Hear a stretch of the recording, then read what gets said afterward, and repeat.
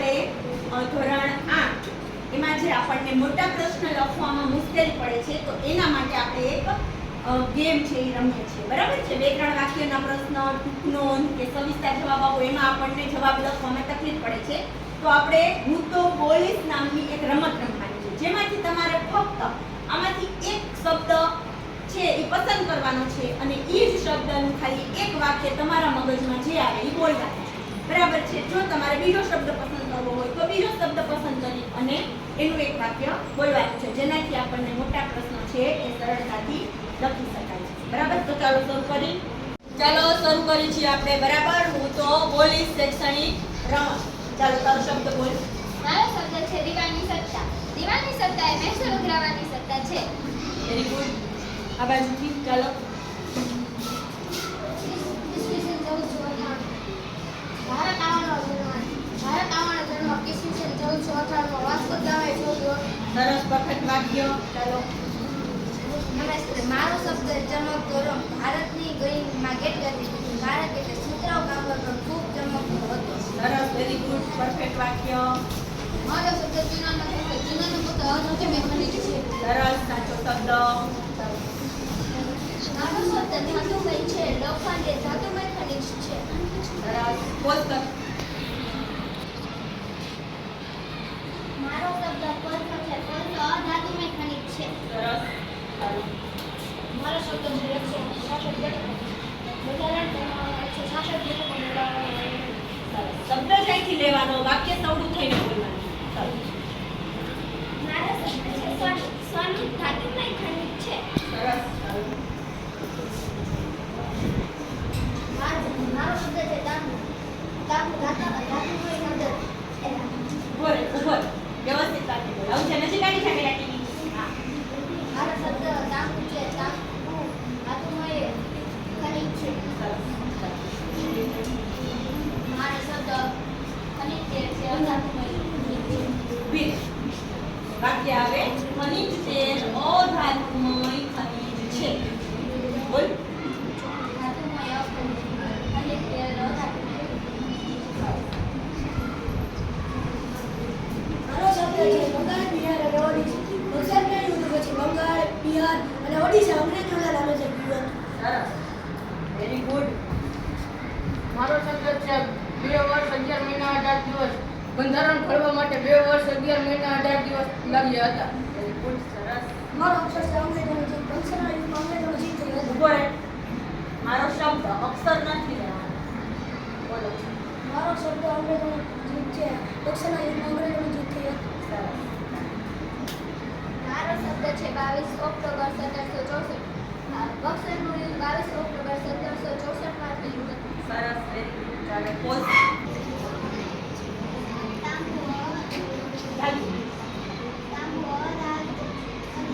તાંબુ ધાતુમય ખનિજ છે.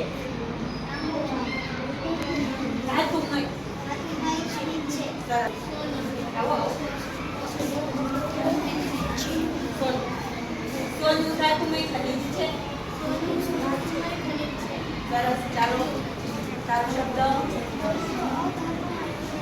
Very good. સરસ આવી ગયો. ક્યાંય શીખડાવવું પડ્યું? ચાલો. મારો શબ્દ ઈસવીસન 1498 છે. ભારત આવવાનો જન્મ ઈસવીસન 1498 માં શોધાયો હતો. સરસ, વેરી ગુડ. મારો શબ્દ બોક્સાઇટ છે. બોક્સાઇટ ધાતુમય ખનિજ છે. Very good. પોઝ. ડેલહાઉસીએ ખાલસાની નીતિ અપનાવી હતી.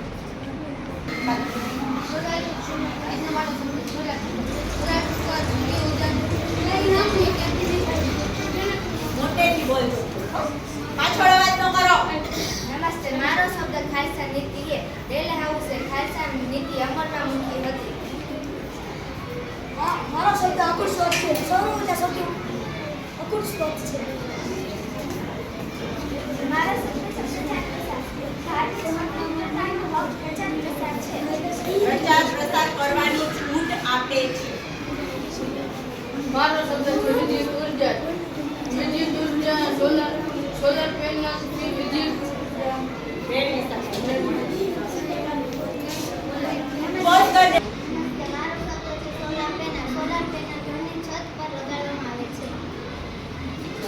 બુલેટ વાળું. મારો શબ્દ છે સોલાર સ્ટ્રીટ લાઇટ. શહેરોના ઘણા રસ્તા પર થોડી જગ્યાએ સોલાર સ્ટ્રીટ લાઇટ લગાવવામાં આવે છે જેથી કરીને પ્રકાશનો ફેલાવો થાય છે. અરે વાહ, સરસ, વેરી ગુડ. મારો શબ્દ છે હરવા ફરવા બેઠાનો હરવા ફરવાની છૂટ. વેરી ગુડ, સરસ સરસ.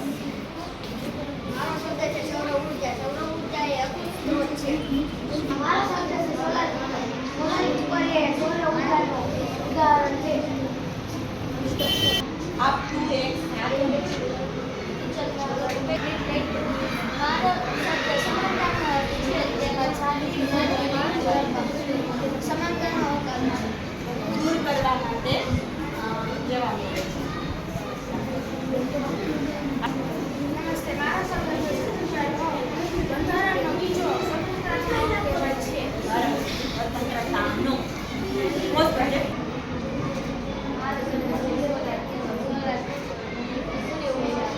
સૂર્ય ઉર્જાથી ચાલે છે.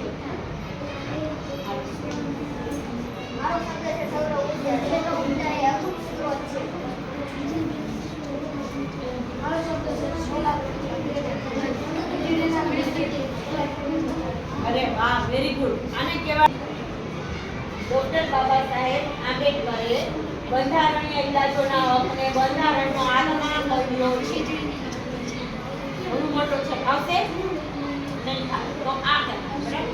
સૌર ઉર્જાથી ચાલે છે. સરસ, ચાલો આવું. તારે જ રીતે આ સૌર ઉર્જાથી ચાલે છે. શબ્દ છે સોલાર કુકર. બોલો, કુકર સૌર ઉર્જાથી ચાલે છે. સ્ટ્રીટ લાઇટો સૌર ઉર્જાથી ચાલે છે. સૌર ઉર્જા. ચાલો.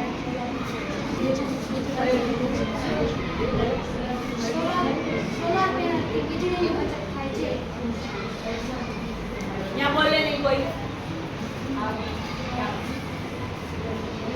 એકે નથી લીધો. કાંઈ કે નથી લીધો. ખેતરોમાં પાણીનો પાણી ચલાવવા માટે. પગ ચલાવવામાં કામ આવે છે. હા, સરસ.